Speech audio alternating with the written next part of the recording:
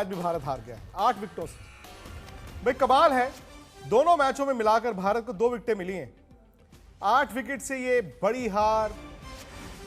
World cup semifinal के दरवाजे लगभग बंद हैं। हालांकि हम कह सकते हैं कि हमने अफगानिस्तान को हरा दिया, स्कॉटलैंड को हरा दिया, नामीबिया को हरा दिया, और न्यूजीलैंड अफगानिस्तान से हार जाए, फिर नेट रन रेट में ये हो जाए, नेट रन रेट में वो हो जाए, तो शायद भारत सेमीफाइनल में जाए। हकीकत ये है, जो टीम भारत की खेली है दोनों मैचों में, वो शायद डिजर्व करती भी नहीं थी जीतना। शायद दिल जरूर टूटे होंगे, लेकिन असलियत जिसे कहते हैं, रियलिटी चेक भी हुआ है भारत के लिए। क्योंकि जो मर्जी आप कह लीजिए, T20 में भारत पीछे ही था, और पाकिस्तान ने पहले आकर दिखाया, आज न्यूजीलैंड ने दिखाया कि आप बड़े मैच का दबाव हैंडल नहीं कर सकते। ये नॉकआउट मैच तो नहीं था, लेकिन नॉकआउट की तरह ही था। और एक बार फिर ऐसा मैच जहां पर आपको जीतना है जिंदा रहने के लिए, दगा बल्लेबाजों ने दी। टॉस भी भारत नहीं जीता, लेकिन दोस्तों एक बात का ध्यान रखना कि दोनों मैचों में टॉस जरूर हारे, लेकिन टॉस के कारण मैच नहीं हारे। क्योंकि मैच तो आप पहले आधे हाफ में ही हार जाते हैं। आपसे बैटिंग नहीं हुई, इसीलिए ओस के आने से पहले आप हार मान चुके थे। तो न्यूजीलैंड ने आराम से रन बनाए हैं। न्यूजीलैंड ने 8 विकेटों से इस मैच को जीत लिया है। मदन जी स्टूडियो में है, सुनील गावस्कर, हरभजन सिंह भी मेरे साथ जुड़ने वाले हैं। लेकिन बड़ी खबर यह है कि शायद सेमीफाइनल के दरवाजे भारत के लिए अब बंद हैं। हाँ, वो तकनीकी कारणों से अभी भी भारत जिंदा है। वो अफगानिस्तान को हरा दे, स्कॉटलैंड को हरा दे, नामीबिया को हरा दे, और न्यूजीलैंड अफगानिस्तान से हार जाए, तो फिर कहानी अलग होती है। लेकिन आप भी जानते हैं कि अगर कहानी भारत को सेमीफाइनल में लेकर जाने वाली होती, तो आज पाकिस्तान का मैच भारत इस तरह नहीं हारता। रन थे ही नहीं भारत के, 110 रन थे। न्यूजीलैंड ने आराम से 111 रन बनाए। 2 विकेट जरूर उनके गिरे, और दोनों विकेटें जसप्रीत बुमराह को मिली। कई सवाल हैं जो इस शो में हम उठाएंगे एक एक कर, और मुझे लगता है कि ये सवाल आप ही के जहन से आ रहे हैं। आप ही के सवाल है। पहला सवाल आप ही से मदन जी, जो आज नतीजा है, फेयर नतीजा है? नहीं, देखिए, अफसोस तो जरूर हुआ है जो भारतीय टीम हारी है, पर यह है कि क्योंकि इसलिए मैं कह रहा हूं क्योंकि जैसे भारतीय टीम क्षमता रखती है वैसे वो बिल्कुल नहीं खेली। दोनों मैचेस में अगर आप देखें तो इनका प्रदर्शन बिल्कुल जो है लाचार रहा है। और क्या है कि हमने, जैसे अभी आप कह रहे थे कि रन बनाए ही नहीं है, क्योंकि अगर आप रन बनाते हैं तो तभी जाके आप मैच के अंदर आते हैं। क्योंकि 111 में आप मिरेकल ही समझ सकते हैं कि मिरेकल होगा तभी हम मैच जीत सकते थे। पर दोनों मैचेस में आउट क्लास, पाकिस्तान ने भी हमें आउट क्लास किया और हमें न्यूजीलैंड ने भी किया आउट क्लास।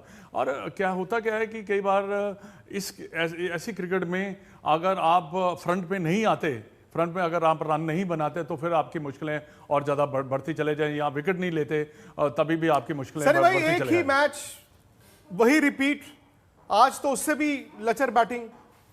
ये क्या एक्सप्लेन करता है? क्या ये बड़े मैच का प्रेशर झेल नहीं पाते हैं? क्योंकि समहाउ मेरी और आपसे पहले भी बात हुई है, खिलाड़ियों के चेहरे पर दोनों मैचों में ऐसा लगा हार का डर है। वो कहते हैं ना, फियर ऑफ फेलियर। बड़े तजुर्बेकार खिलाड़ी हैं, आईपीएल खेले थे, उन्हीं कंडीशंस में खेले थे, लेकिन ये फियर ऑफ फेलियर क्यों है आपके कैंप में?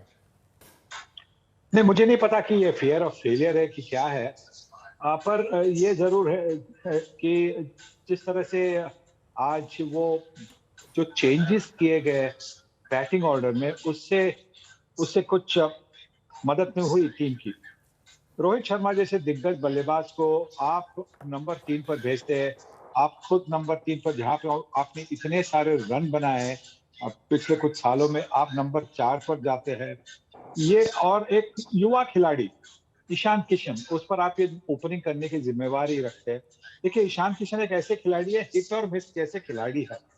मतलब एक मैच में वो रन बनाएंगे, बाकी के मैचेस में वो रन नहीं बनाएंगे। तो ये हिट और मिस प्लेयर के लिए बेहतर होगा कि आप उनको नंबर 4 या 5 पर आप रखें, और वो अपना मतलब पोजीशन देखकर फिर वो बल्ला घुमा सकते। पर यहाँ पे आपने उनको ओपनिंग भेजा, तो उससे क्या होता है कि आपने रोहित शर्मा को बोला कि आप पर हमारा कॉन्फिडेंस है नहीं कि आप बाएं हाथ के जो ट्रेंट बोल्ट है उसका सामना कर सकते हैं।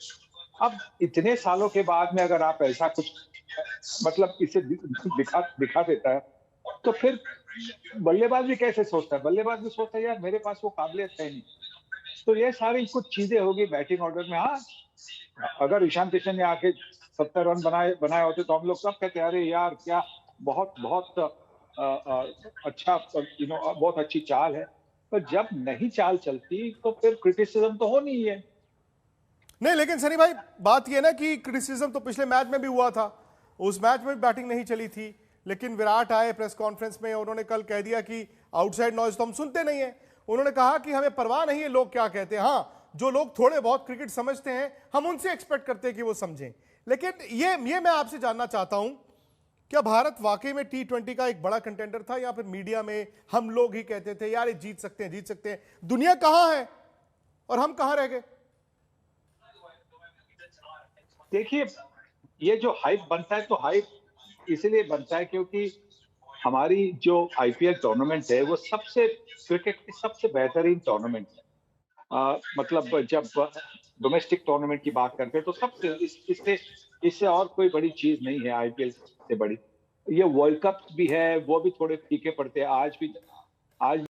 लो गाइज, अगर आपको वीडियो अच्छी लगी तो सब्सक्राइब करें और बेल आइकन ज़रूर दबाएं ताकि आने वाली वीडियो से आप बाखबर रह सकें।